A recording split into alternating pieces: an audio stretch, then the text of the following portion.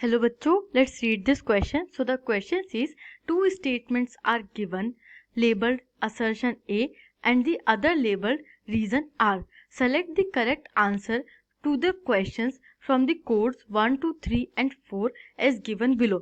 ये assertion और reason का question है. यहाँ पे हमें दो statements दिए हैं, एक को लेबल किया है assertion और दूसरे को लेबल किया है reason. ये जो चार given codes हैं इनमें से हमें इस question का सही आंसर निकालना है. कोड्स देख लेते हैं.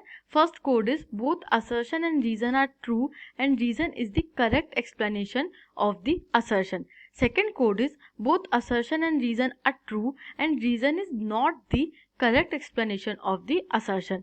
Third is assertion is true but reason is false and fourth is assertion is false but reason is true. यहाँ पे जो स्टेटमेंट्स गिवन है assertion और reason के वो देख लेते हैं.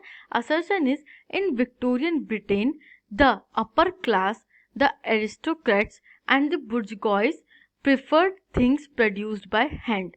इसका रीजन है handmade goods were cheap and easily available. यहाँ पे असर्शन दिया हुआ है कि जो विक्टोरियन एरा था ब्रिटेन में, वहाँ पे जो एलीट क्लास थी, अपर क्लास थी, जिन्हें एरिस्टोक्रेट्स या बुर्जुगॉइस भी कहते थे, वो हैंडमेड चीज़ों को प्रेफर करते थे. और इसका रीज़न ये दिया है कि जो हैंडमेड चीज़ें थी वो चीप थी और ईजिली अवेलेबल थी. की कंसेप्ट देख लेते हैं. Use of hand labours in production.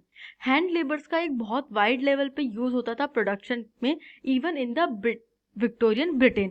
यहाँ पे भी जब हम देखते हैं कि मशीन्स अवेलेबल हो गई थी, तब भी वाइड लेवल पे हैंड लेबर का यूज़ होता था बिकॉज हैंड लेबर अबंडेंस में अवेलेबल था और वो चीप था. Let's see our answer. In Victorian Britain there was no shortage of human labor. A wide range of products could be prepared only with hand labor. The upper class preferred things produced by hand. Handmade things came to symbolize refinement and class. अब जो Victorian era था उसमें human labour की कोई shortage नहीं थी. Human labour बहुत abundance में अवेलेबल था और लो वेजेस पे भी ह्यूमन लेबर अवेलेबल था. इसलिए एक ह्यूमन लेबर को बहुत ज़्यादा हायर किया जाता था. एक wide range of products produce किए जाते थे with the help of hand labour only. जो यूनिक तरीके के प्रोडक्ट्स होते हैं जिनकी फाइन क्वालिटी आपको दिखानी होती है वो हैंड लेबर से ही प्रोड्यूस किए जा सकते हैं. तो अपर क्लास जो थी वो प्रिफर करती थी थिंग्स प्रोड्यूस्ड बाय हैंड्स. जो हैंड लेबर से चीज़ें प्रोड्यूस की जाती थी, अपर क्लास एरिस्टोक्रेट्स या बुर्जुगॉइस वो उन्हीं को प्रेफर करते थे.